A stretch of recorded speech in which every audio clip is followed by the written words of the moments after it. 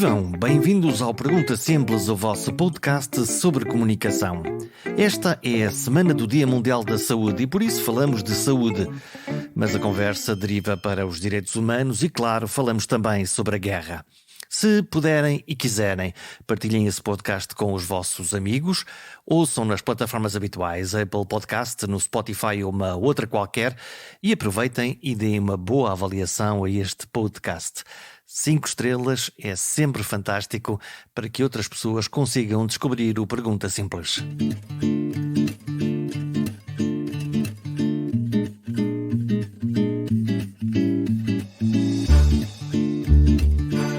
Estamos na Semana da Saúde. Dia 7 de Abril é o Dia Mundial da Saúde. Não precisávamos de uma pandemia para nos lembrarmos quão importante é a nossa saúde.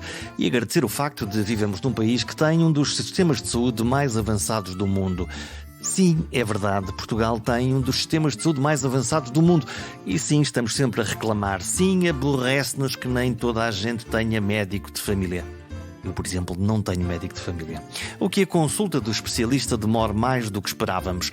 Mas o SNS, os hospitais privados, as farmácias, os convencionados e o setor social oferecem uma rede redundante de cuidados de saúde que responde de forma adequada àquilo que precisamos. Depois há exceções, as coisas que têm que correr melhor, mas que são infinitamente mais pequenas do que os benefícios de ter uma saúde pública, universal e quase gratuita, na altura em que precisamos de ajuda. Gratuita é uma palavra curiosa porque a verdade é que a saúde não é gratuita. É paga pelos cidadãos, pelos contribuintes. É paga antecipadamente, mas é paga. Com um princípio de que gosto muito. Para o SNS, cada um paga conforme o que pode e recebe os cuidados conforme o que precisa. São os princípios que nos dão habitualmente uma bússola e um mapa para navegar. No caso dos países democráticos e liberais, como o nosso, há leis e regras universais a que todos estamos igualmente sujeitos. E essas regras são vitais. Nesta conversa com Maria de Belém Roseira, jurista, humanista, 2 vezes ministra, uma da Saúde, outra da Igualdade, e uma pessoa especialmente atenta aos direitos, liberdades e garantias, esta conversa, dizia, era para ser sobre saúde e sobre tudo o resto, que seguramente viria na conversa. Mas o não respeito pelo direito internacional, no caso da guerra em curso na Ucrânia, obrigou a começar por aqui. Como olha Maria de Belém Roseira para aquilo que está a acontecer? Viva! Muito obrigado por esta conversa. Viva e olá! Olá! Nós não precisamos de pretexto para conversar. É verdade. Nós sempre que queremos conversar, nós conversamos sobre tudo o que queremos conversar. Esta conversa inicialmente estava pensada para falar de saúde, para falar de direitos humanos e calhou-nos no azar uma guerra dentro da Europa. Como é que olha para este conflito? Com uma mais vil ofensa àquilo que nós pensávamos que já estaria ultrapassado, não é? Eu olho para isto e penso que é uma consequência da falta de memória. Pelo menos de um dos lados. Já nos esquecemos da Segunda Guerra Mundial? O que é caso até para mim perguntar, será que as sociedades também padecem de doença degenerativa a nível da memória? Nós todos. Nós todos e sobretudo algumas áreas do mundo, não é? Que trocam aquilo que são as suas opções geoestratégicas por metodologias que já são hoje absolutamente insuportáveis à luz do que aprendemos com a história da humanidade, não é? Será que essas pessoas perderam a memória? São insensíveis? Não têm o lado emocional que é absolutamente essencial a uma decisão adequada? Compaixão pelos outros, a compaixão pelos outros povos. Compaixão, a empatia, a necessidade de nós, para sermos seres humanos autênticos e integrais, de nos colocarmos na posição do outro, uma vez que a nossa identidade só existe perante a identidade do outro. Se nós não tivermos com quem nos compararmos, com quem nos relacionarmos, não existimos como pessoas, não é? Portanto, é a questão da alteridade, que é um princípio filosófico já muito antigo, não é? E eu estou a falar com uma jurista que ainda por cima é uma especialista e cara da questão dos direitos humanos. Nós temos tratados, nós temos direito internacional, nós temos um conjunto de regras e regulamentos internacionais que subitamente, quando aparece um mais poderoso, sem essa capacidade humanista de olhar para o outro povo como um igual, às tantas o poderoso rasga os papéis e vai embora.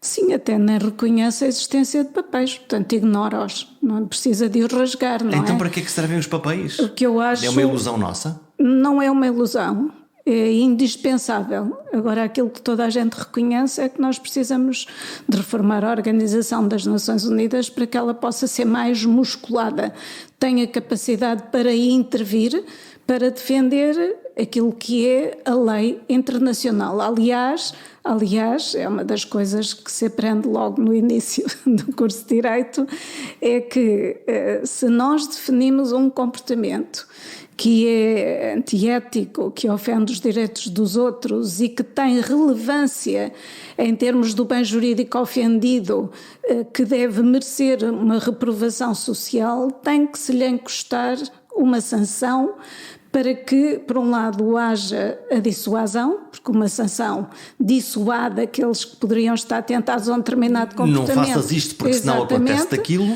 Ou então que haja uma reparação social e aliás é por causa disso que se tem falado muito dos crimes de guerra, porque embora a Rússia não tenha subscrito, tanto quanto sei, o tratado criou o Tribunal Penal Internacional, o que também é um os facto. Estados Unidos também não o reconhecem. Exatamente. Portanto, as grandes potências não reconhecem Porque árbitro. acham que o seu direito nacional é suficiente para controlar estas coisas. Uns, como os Estados Unidos, porque têm um regime democrático que acham que é autossuficiente para resguardar todos esses valores, os outros porque funcionam com base na autoridade de uma pessoa só, que nunca é uma pessoa só, é ela e um grupo de pessoas que a ajudam a ser assim como é, não é?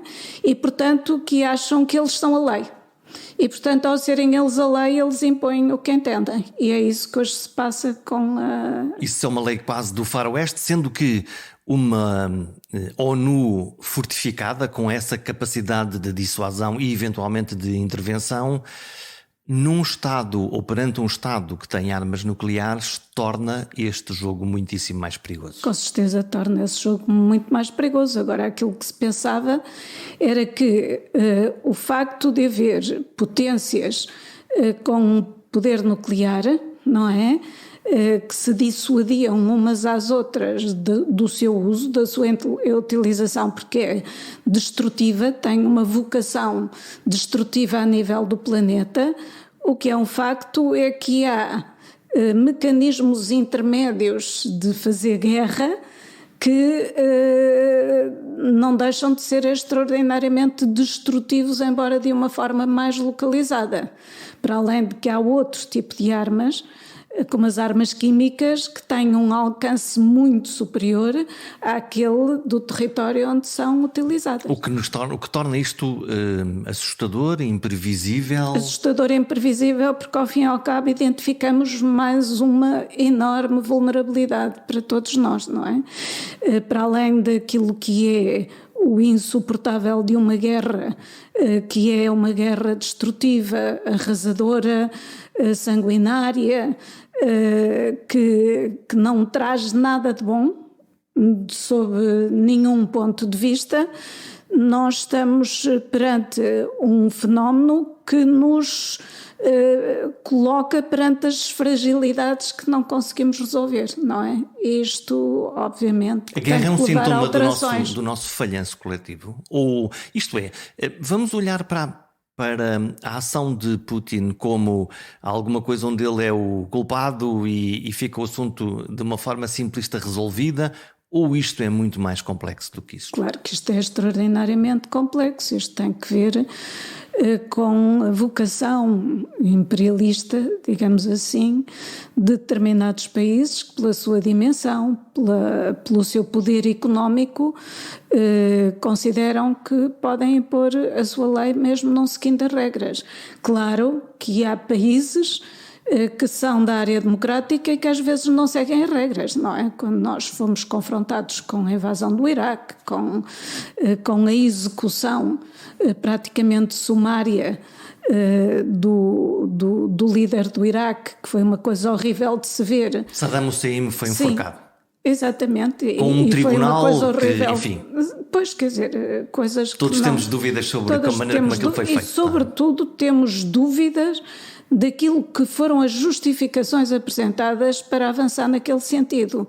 Porque é assim, eu acho que houve aqui alguns momentos de viragem muito, muito recentes que eu penso que os políticos não se aperceberam do que tinha acontecido. E quando foram expostas as razões verdadeiras que estavam por trás de muitas das decisões políticas, que do ponto de vista público eram vendidas como intervenções ao serviço da democracia, ao serviço da defesa dos direitos humanos, uma etc. propaganda, portanto. O que nós verificamos é que elas foram apenas defendidas e levadas a cabo para o controle de recursos fundamentais. Neste não é? caso, recursos o petróleo. Estratégicos, não, o petróleo no caso do minerais, Iraque. o petróleo no caso do Iraque, mas também podem ser os minerais como o lítio ou outros que tais que sejam indispensáveis para a produção do presente e do futuro. Se nós olharmos, por exemplo, para a Ucrânia, vemos que é um país muito rico não só na parte agrícola e fins, mas Exatamente. lá estão os minerais, lá está uma riqueza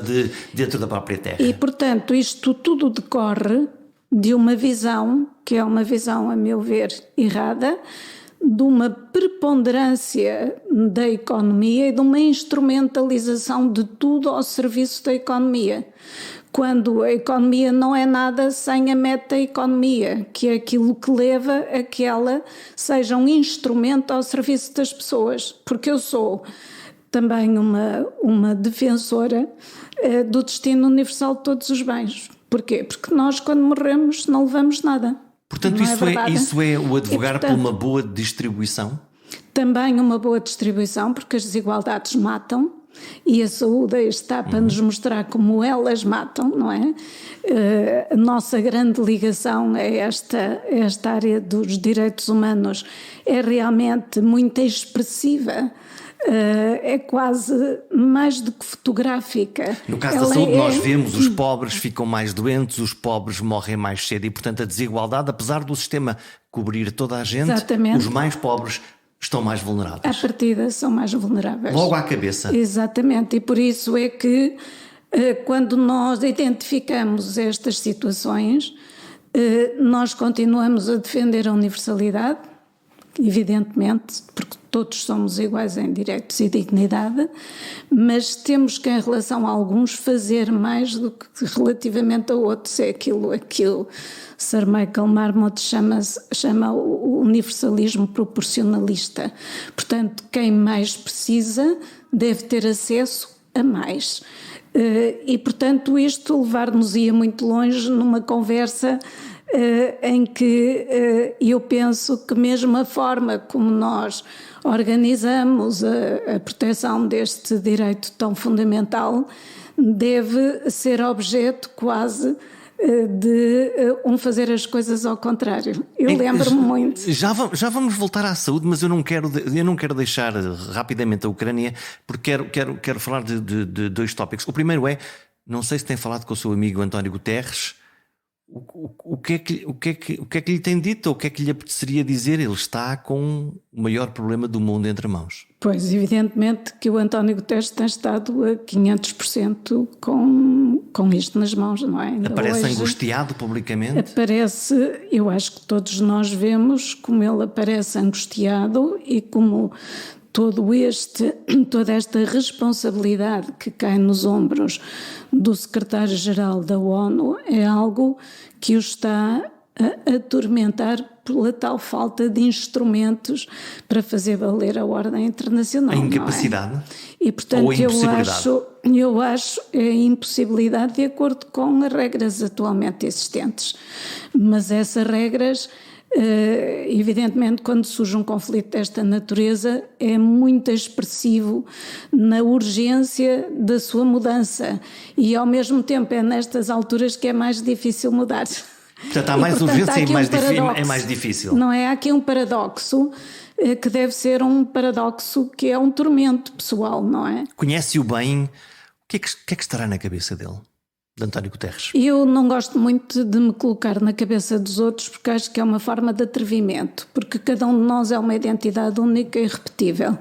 Agora, aquilo que eu conheço dele e que todos os portugueses conhecem é que é uma pessoa profundamente comprometida com o desenvolvimento humano, é uma pessoa profundamente comprometida com os mais frágeis e os mais vulneráveis, e penso que todo o percurso dele, que mostra isso na maneira como se dedicam na juventude, a ensinar as pessoas mais desprovidas de apoio nos bairros sociais, como retomou essa função depois de ter sido primeiro-ministro, ou como abraçou a causa dos refugiados durante 10 anos, não é? Isso está completamente à vista. A Organização das Nações Unidas, a ONU, não é? Muito mais que uma mera agência, como era a agência dos refugiados, que agora está nas mãos de António Vitorino, é uma organização bastante mais complexa, com muitos equilíbrios instáveis. Aquilo é um fórum diplomático, no fundo. É um fórum diplomático, é um fórum que evidentemente tem que investir imenso no soft power, não é? Como hoje se diz, mas chega uma altura em que o soft power é absolutamente incapaz, como nós estamos aqui a ver, de resolver as coisas sem antes existir uma enorme devastação. Portanto, será necessária uma reforma das Nações Unidas, como eu disse, que encoste instrumentos sancionatórios rápidos e eficazes ao não cumprimento da Carta das Nações Unidas. Se olharmos para a guerra na Ucrânia, vemos que as vítimas são desde logo crianças e mulheres. Elas estão a sair da Ucrânia, quase 4 milhões de refugiados neste momento. Já não estamos a contar com aquilo que são refugiados internos dentro do próprio país. Deslocações dentro do próprio país. Forçadas, não é? Dentro do próprio país. O que é que pode acontecer a estas pessoas, a estas mulheres e a estas crianças, não aquelas que têm a sorte de ser acolhidas pelos Estados e de uma forma institucional, mas as outras que podem cair no lado negro do tráfico de seres humanos? O que pode acontecer era o que eu lhe ia dizer, é o costume, não é? Portanto, são mulheres e crianças sozinhas, portanto, na perspectiva cultural muito mais vulneráveis, em situação de enorme fragilidade e que, portanto, são pasto fácil para as redes de tráfico que são muito profissionais, muito preparadas, que se movimentam na sombra e que têm mecanismos de sedução e de engano, não é uma sedução, é um engano, não é? Que, evidentemente, perante uma vulnerabilidade acrescida, são muito eficazes e, portanto, aquilo que eu acho é que os Estados, e digo isso desde o primeiro dia, os Estados têm que estar muito atentos a isto, porque é uma vitimização acrescida de quem já é vítima, não é? Portanto, são pessoas que tiveram que abandonar o seu país, que as famílias escolheram que as crianças fossem salvas através das mães, porque as mães garantem mais facilmente a sua sobrevivência, sobretudo num estado em que os homens têm que obrigatoriamente ir para a guerra. Eles não podem sair, eles têm que ficar, também haverá homens dos mulheres 18 nas e 60. Forças Armadas, mas os homens têm uma proibição de sair, não é? As mulheres, em particular as mães, também vemos avós, têm saído para o lado seguro da Europa. Para tentar resguardar e proteger essas crianças que são o tesouro daquelas famílias e daquele país. Mas essas crianças e esse tesouro é um tesouro de que organizações criminosas conhecem os segredos de abrir. Estamos a falar de quê? Estamos a falar de adoção ilegal? Estamos a falar de prostituição? Estamos a falar de tudo. Estamos a falar de tudo, mas estamos a falar fundamentalmente daquilo que nós já conhecemos que existe e que tem passado um bocadinho despercebido nas nossas sociedades contemporâneas, não é? Quantas e quantas organizações não utilizam já mulheres não evacuadas em contexto de guerra ou fugitivas em contexto de guerra, mas que foram aliciadas com propostas de trabalho, com propostas de ao fim e ao cabo, de independência, não é? A independência que todos nós desejamos e que por isso simplesmente foram capturadas por essas redes, que é realmente o maior aviltamento que se pode fazer, sobretudo às crianças que ficam com a sua vida destruída, não é? Para satisfação de negócios ilícitos e de transtornos de personalidade que devem ser tratados e nunca alimentados com carne humana, não é? Desta maneira tão crua, eu diria, eu acho que não há palavras para descrever esta situação, não é? Tentaremos ou devemos tentar colocar-nos na situação destas pessoas, que são esbulhadas dos seus documentos, dos seus passaportes, tudo aquilo que pode fazer delas. Os passaportes para elas não poderem fugir. Pode fazer delas e que lhes atribui ao fim e ao cabo a personalidade jurídica, e são pessoas que são despersonalizadas, são transformadas em objeto, e um objeto que é explorado sem nenhuns limites, e portanto isto é insuportável. Se calhar não é muito difícil procurar aqui em Portugal, noutro país europeu, sítios, casas, prostíbulos onde essas mulheres estão. Também me parece que não será muito difícil. E no entanto parecemos distraídos. Parecemos distraídos, ninguém se interessa, é mais uma marca das desigualdades, não é? É uma enorme e vergonhosa marca das desigualdades. No caso das crianças, nós sabemos, há muitos casais que querem adotar, o processo de adoção é difícil, o número de crianças moroso, difícil, passa pelo tribunal, passa por avaliações da segurança social, e quando, há 500 crianças, 1000 crianças que vêm da Ucrânia, há alguns a dizer vamos ajudá-las, vamos acolhê-las, e se calhar alguns oportunistas para achar que aquilo é uma via verde para conseguir uma adoção rápida que não conseguiriam de uma forma formal, de uma forma tão rápida? Sim, com certeza, isso está à vista que pode acontecer. O que é que podemos fazer por estas crianças? Estar atentos, exigir das autoridades também uma grande atenção a esses problemas. Estar atentos na escola? Um caso. Um caso? Bastaria um caso para ser absolutamente insuportável.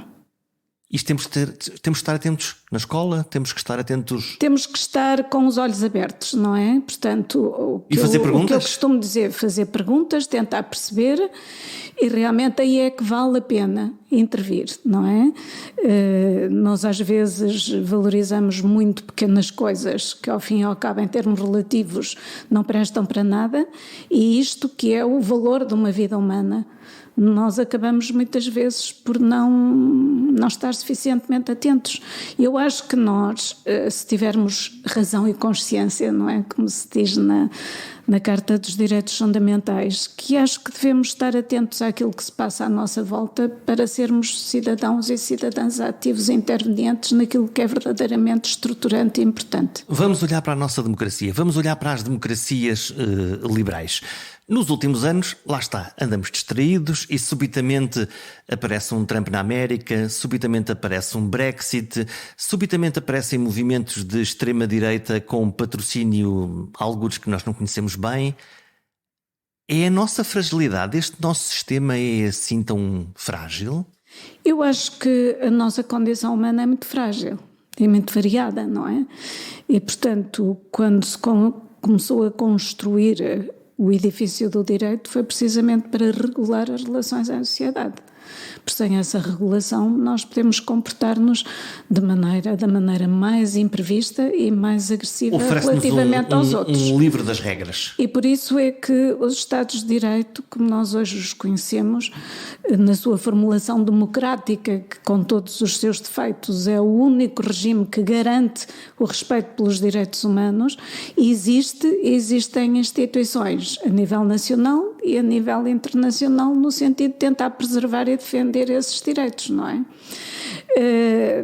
É fácil? Não é fácil, é muito difícil.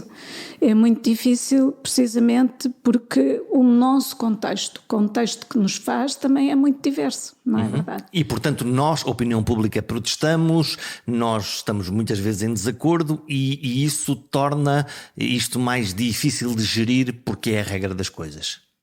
Eu não diria que é a regra das coisas. é aquilo que nós conhecemos e sabemos que é possível em termos de descambar, chamemos-lhe assim, um termo mais básico, não é? E, portanto, temos que cuidar o mais possível das pessoas no sentido de evitar os desvios comportamentais que muitas vezes são proporcionados pelas condições em que as pessoas nascem e vivem, não é?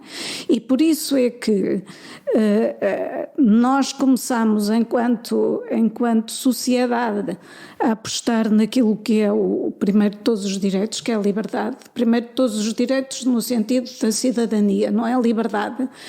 A liberdade de escolha, e depois avançamos para os direitos económicos, sociais e culturais, porque eles são fundamentais para permitir o tal desenvolvimento equilibrado.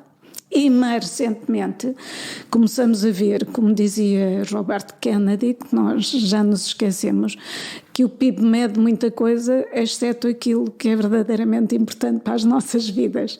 E, portanto, partindo um pouco dessa lógica, o PNUD, não é? O Programa para o Desenvolvimento das Nações Unidas, começou a desenvolver com a Amartya Sen o conceito do desenvolvimento humano, que contém indicadores económicos, evidentemente, mas também os outros de desenvolvimento social, da nossa capacitação através da educação e da nossa esperança de vida como, de certa forma, um barómetro da proteção à saúde que nos oferece a nossa organização política, não é? E, portanto, tudo isto, e agora acrescentam-se mais direitos, como é evidente, como o direito ao ambiente, que é a agenda mais urgente que nós neste momento temos perante nós e com uma dimensão global, não é? E que é assustadora e que a guerra nos distraiu agora. Exatamente. E que nos pode distrair agora durante um par de anos. Que a guerra está a interromper porque se eu, precisamente por uma questão de dissuasão, tenho que dedicar mais recursos à defesa, eu vou ter com certeza menos recursos para dedicar àquilo que é a salvação deste equilíbrio da natureza e das pessoas, não é? Que aliás vai ser o tema e o lema do Dia Mundial da Saúde este ano, não é? Vai ser o ambiente. Um planeta, uma saúde, não é? E, portanto, essa relação, este equilíbrio da biodiversidade que nós temos andado a destruir também de uma forma completamente distraída e que ou atalhamos ou então é destruição total. Agora, quando nós falamos de maior investimento na área de defesa, na área militar, eu prefiro concretizar porque é disso que estamos a falar. Estamos a falar de compra de equipamentos de guerra para dissuasão, esperamos todos. Esse dinheiro que vai para aí, obviamente, é dinheiro que não vai para áreas sociais, de desenvolvimento económico ou de proteção do ambiente. Eu não diria apenas isso. Eu não diria as coisas de uma maneira assim tão simplista. Eu diria que não há dúvida que nós precisamos de ter capacidade de defesa, porque isso obviamente é uma forma de garantir também a nossa sobrevivência, não apenas proteção. Enquanto pessoas, mas enquanto regime político, não é verdade? E que com todos os controles democráticos da sua utilização, aquilo que nós também sabemos é que para o desenvolvimento dessa sofisticação que hoje a guerra exige, nós também temos que investir muito na investigação e no conhecimento, que pode ter uma aplicação benéfica para a sociedade.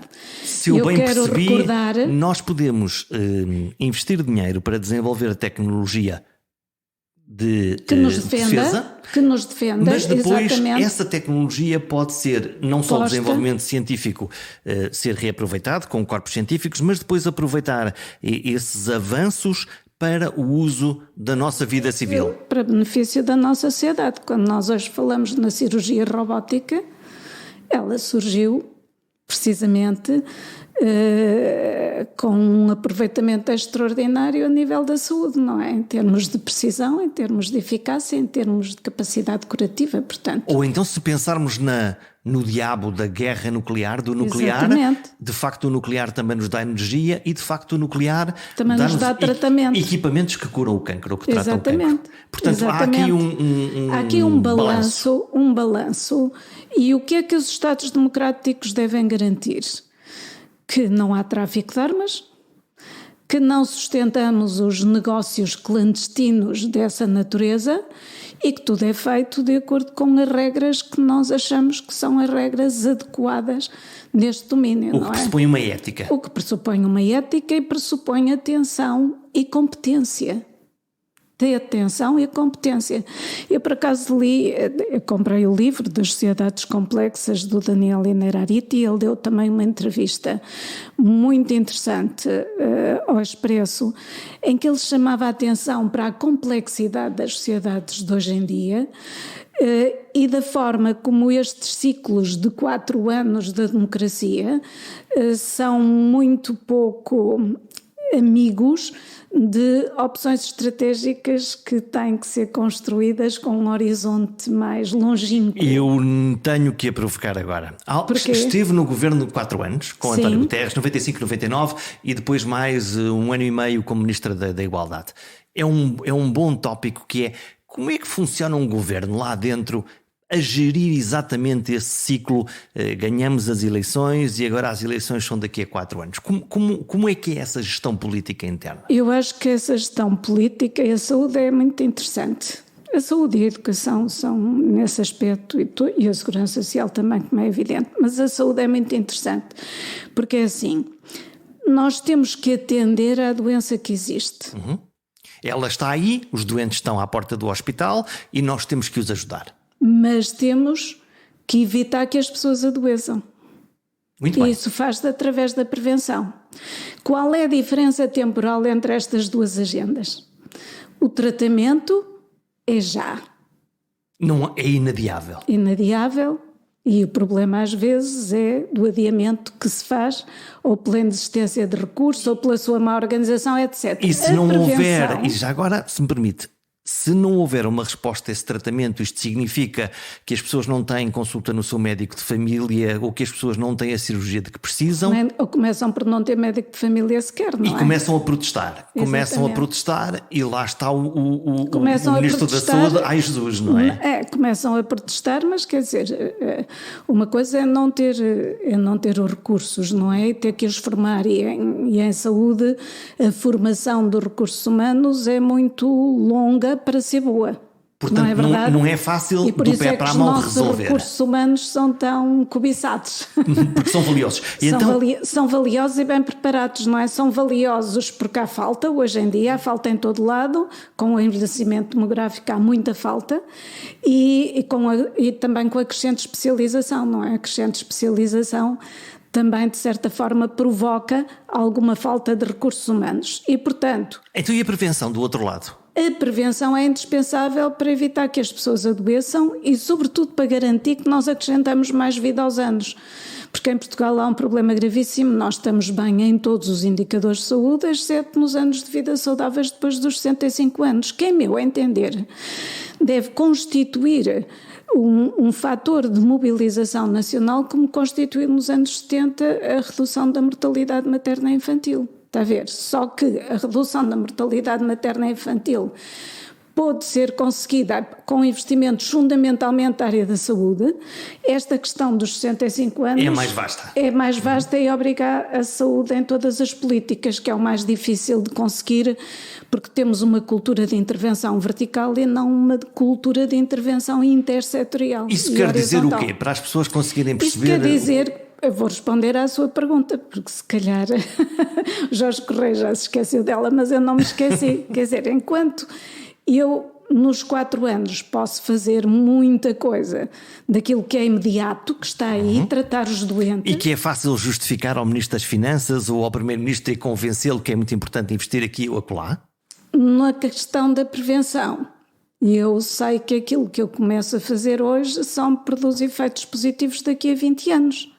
E, portanto, Mas isso não é razão para eu deixar de fazer. Claro. Não é? Agora, mas a gestão de um governo gente... não é muitas vezes feita no curto e no curtíssimo prazo. Mas isso também depende do ministro e da sua capacidade política, não é verdade? Porque assim, eu não fui impedida de investir nas cidades saudáveis. Eu não fui impedida de investir nas escolas promotoras de saúde. Eu não fui impedida de investir na saúde nas prisões, por exemplo. Eu não fui impedida de fazer todo um conjunto de certa forma, sensibilização de uma série de setores para a indispensabilidade de se investir na prevenção da saúde. Aliás, só que isso só deu resultados, ou só dá resultados agora, estamos 20 anos depois. Não, só dá resultados agora se este esforço continuar. Se o esforço for interrompido, o que nós perdemos foi um enorme potencial social para realmente estar hoje melhor desse ponto de vista e ter mais anos saudáveis. E de governo para governo vão-se perdendo programas? Vão-se perdendo programas, mas eu também queria chamar a atenção para uma coisa, que eu tive uma ótima articulação, quer com a Segurança Social, na altura liderada por Ferro Rodrigues, quer com a Educação, liderada por Marcelo Grilo, e também com a Justiça, liderada por Vera Jardim, não é? Portanto, quer dizer, mas estas políticas, cada um não manda na sua área? Cada um tem como principal missão tratar da sua área, mas também tratar da relação da sua área com as outras.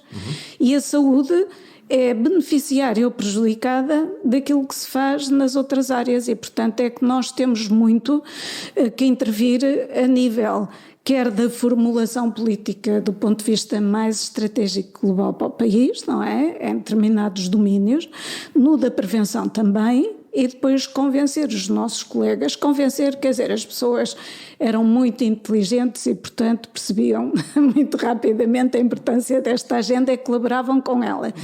E, sobretudo, muito boa vontade, era gente muito interessada em investir no desenvolvimento do país. Repare que essa geração é a geração que agora até, digamos, há um programa na RTP que tem sublinhado muito a importância da crise académica de 62, mas a seguir à de 62, 7 anos depois houve a de 69. E cada um de nós ou era da crise de 62 ou da crise de 69, que foi a crise que despertou em nós a indispensabilidade de investir no desenvolvimento de um país injustamente atrasado. Injustamente atrasado por causa do orgulhosamente sós, não é? Num regime obscurantista que obviamente investia na falta de capacitação das pessoas, porque é muito mais fácil gerir pessoas que são mandáveis do que pessoas que fazem as suas escolhas e, portanto, nós sentíamos essa responsabilidade política e cidadã. E, portanto, investimos muito nessa forma de governo muito interligada. Da mesma maneira também que não havia a visão de que a saúde não tem importância económica, pelo contrário, a saúde está intrinsecamente ligada à economia, como aliás se viu agora com a pandemia, e a saúde é um laboratório vivo, extraordinário, para que surjam atividades económicas de elevado valor acrescentado. Estamos a começar um novo ciclo, nos próximos 4 anos, governo da maioria absoluta, e temos um sistema de saúde, um SNS, o nosso SNS, que teve um percurso absolutamente extraordinário ao longo de 40 anos e acho que todos já, é um consenso geral, acho eu, que há que reorganizar ou reformular este sistema para ele responder às necessidades do futuro que aí vem. O que é que temos para fazer? Temos muita coisa para fazer. Eu acho que nós estamos numa altura extraordinária em termos de conseguir pôr as tecnologias, as novas tecnologias, ao serviço daquilo que nós pretendemos fazer na saúde. Não só em termos dos sucessos que podemos alcançar, do ponto de vista do conhecimento científico, do seu aprofundamento, mas também na reorganização dos planos de cuidados que nós temos junto das pessoas, para além, evidentemente, da questão da prevenção, que não pode ser feita apenas dentro da saúde, mas com recurso a todo um conjunto de agentes da sociedade que podem ser aliados relativamente a essa cultura de prevenção que nós infelizmente temos pouco, não é? Como é que nós desenhamos o sistema para os próximos anos? É um sistema com mais médicos de família, com mais clínicas médicos de família, com mais hospitais tecnológicos, com mais proximidade? Porque o que nós tínhamos era... Eu diria com tudo isso, mas a funcionar de uma maneira integrada, articulada, que garanta um percurso às pessoas. Eu há bocadinho dizia-lhe que nós temos que ter uma forma diferente de fazer. E temos de ter uma forma diferente de fazer consoante, digamos, a nossa intervenção na sociedade em termos da leitura da sociologia local, chamemos-lhe assim, não é? Portanto, menos verticalização mais proximidade? Verticalização. Não, a verticalização tem que existir. Eu tenho que ter uma verticalização na diferenciação dos cuidados.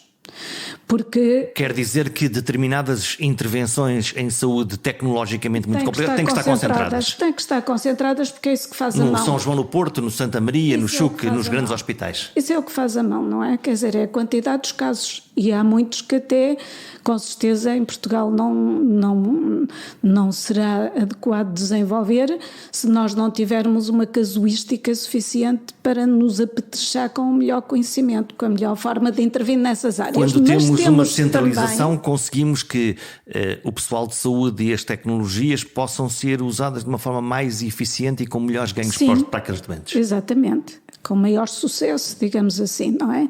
Maior taxa de sucesso. Agora, temos, a nível local, evidentemente, que em vez de estar de porta aberta à espera que as pessoas apareçam, temos que ir ter com as pessoas. Temos que ir ter com as pessoas, temos que as descobrir. Já viu a quantidade de gente. Lá está os vulneráveis de outra vez. Exatamente, que nós temos, que está isolada, completamente sozinha, que não tem já ninguém da família e que precisa de algum apoio. E nós aí precisamos de uma articulação e de uma intervenção muito articulada entre segurança social e saúde e outras forças policiais. Eu sou uma grande admiradora. Vimos isso na pandemia, onde isso aconteceu. Da GNR, de apoio e de visita aos idosos isolados, mas ainda ontem, que há dias, em Coimbra, numa conferência do professor João Malva sobre a questão do envelhecimento e de um projeto europeu que ele está a liderar, ele se referia a uma leitura inteligente dos dados, que não nos servem apenas os dados agregados, mas servem-nos os dados que nos mostram como é que as pessoas estão no terreno para poder intervir de uma forma dirigida. E, portanto, nós temos que sair das nossas paredes e ir ao encontro das situações mais complexas e de maior vulnerabilidade. Essa questão dos dados é interessante, porque nós temos um acervo de dados importantes, nem sempre os dados circulam, muitas vezes nem sequer são interpretados. Exatamente. Pode ser essa a pedra de toque da reorganização do sistema? Os dados são muito importantes e cada vez mais, não é? Nós temos que investir no chamado Data Lake para nos permitir identificar todo um conjunto de indicadores que são indispensáveis para garantir a prestação de melhores cuidados de saúde. Mas também temos que interpretar os dados e temos que intervir numa relação de proximidade com as pessoas. Por isso é que e eu atribuo tanta importância aos planos locais de saúde e como a nível local, muito mais e muito melhor do que transferir outras competências, acho eu que é importante garantir que as câmaras municipais façam a nível local aquilo que é indispensável, que é a saúde em todas as políticas. Porque conhecem as pessoas, sabem onde é que elas estão. Conhecem as pessoas e podem intervir em muitas coisas. Olha, intervêm na saúde da água, na saúde do ambiente, na escola em termos de identificar as situações menos adequadas. na qualidade da construção. Portanto, tudo isso é absolutamente indispensável. Também na saúde do trabalho, nas organizações. E vimos agora na existam. pandemia que as câmaras municipais tiveram uma Um resposta papel extraordinária, não é? que infelizmente não foi muito valorizado, mas que esteve lá, e foi esse que garantiu até, digamos, o sucesso em grande medida das nossas Lá campanhas está. de vacinação. Há alguma coisa hiperlocalizada que é a campanha de vacinação feita pelo Centro de Saúde local, o delegado de saúde que também está no sítio, o presidente da Câmara que lá está. Afinal nós estamos Temos lá. tantos recursos e a única coisa que nós devemos fazer é reorganizá-los, respeitando a competência de intervenção de cada um, reorganizá-los para trabalharmos de uma forma colaborativa ao serviço de objetivos que são objetivos comuns. A realização do bem comum faz-se, evidentemente, e deve fazer-se a nível central, mas pode fazer-se e deve fazer-se a nível local. E onde é que entra a verticalização aí? Aqui já estamos a falar de responder às pessoas na nossa aldeia, na nossa cidade, na nossa vila. Não, mas onde que é que entra a fundamental, verticalização? porque repara, a essa intervenção deve seguir-se a esse estudo, a esse conhecimento. No que se refere à questão da prestação de cuidados de saúde, deve-se seguir um percurso ao longo do ciclo de vida que está facilitado, porque senão o próprio SNS é tão complexo, até nas indicações que fornece às pessoas para irem ao serviço XYZ, não é verdade? Andamos perdidos no sistema, Muita não é? gente anda perdida. É difícil navegar no sistema. É difícil navegar no sistema e é muito difícil navegar no sistema para pessoas que, evidentemente, têm um nível de instrução muitas vezes muito reduzido. Quem é que devia ter a bússola? O médico de família?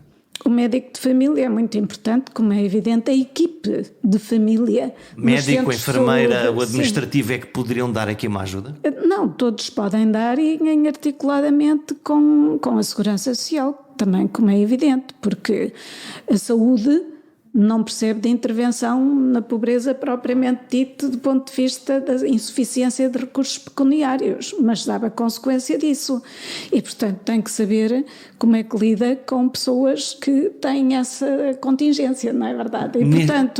E, portanto, nós temos que ter cada vez mais equipes integradas que possam estar junto das pessoas e às quais as pessoas possam aceder com facilidade. O que é isto de eu não conseguir ligar para um centro de saúde para marcar uma consulta? Não é verdade? De não atenderem, O que é isto de eu dizer que só posso atender se marcarem através do site, por exemplo, para pessoas que são completamente disfuncionais do ponto de vista das competências digitais, que é outro problema que nós temos agora, não é?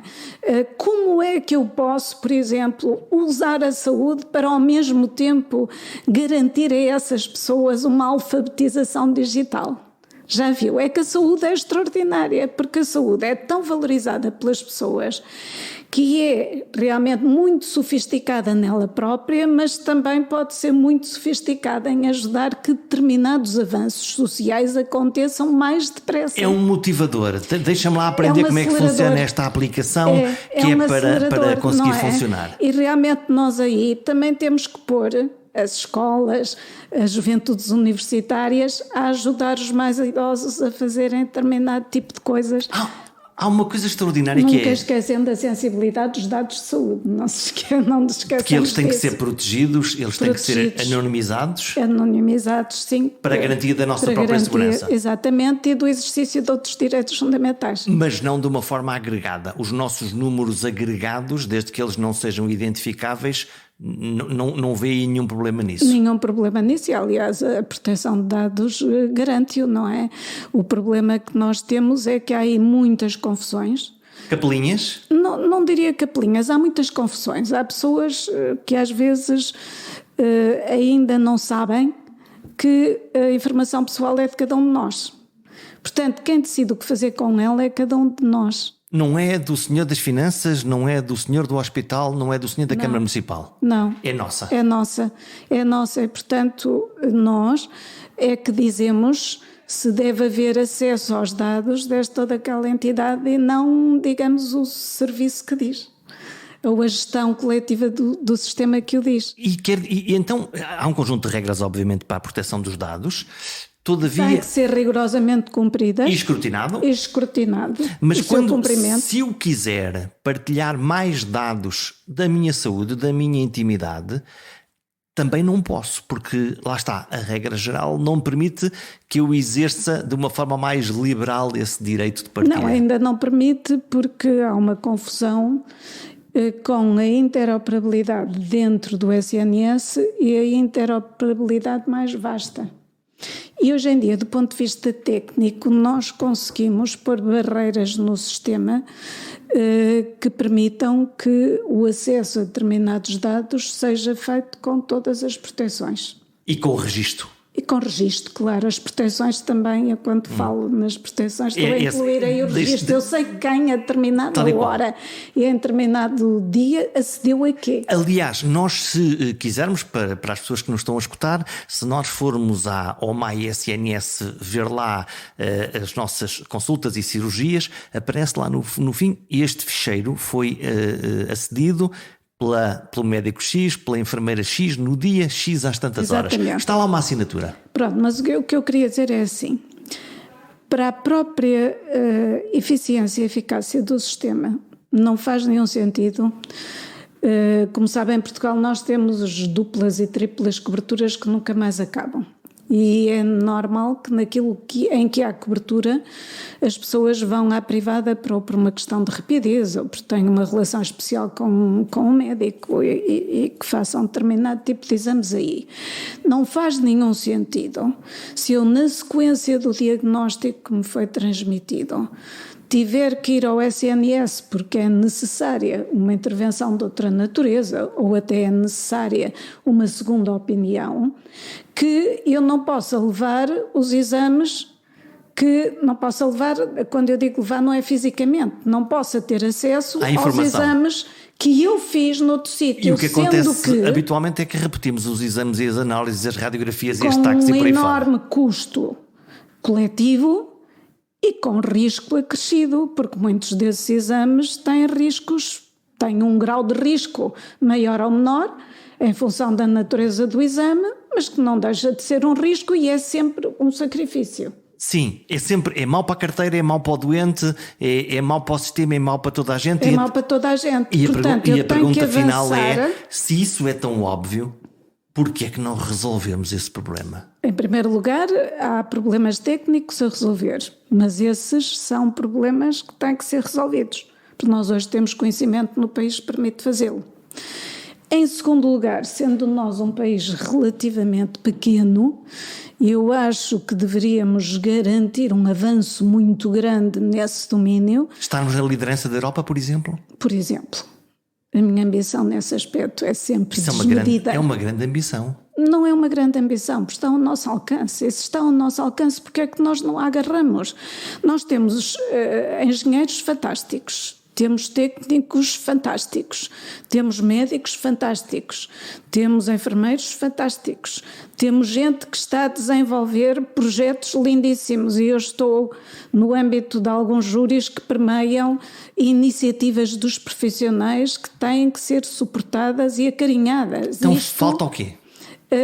O que falta é atribuir importância a isto, a meu entender. Eu espero que o PRR venha ajudar a resolver alguns destes nós. Eu gostava que o Jorge Correia, até por uma questão de curiosidade, fosse visitar a página do FDA, não é? A Agência Reguladora Norte-Americana, sobre a questão da transformação digital.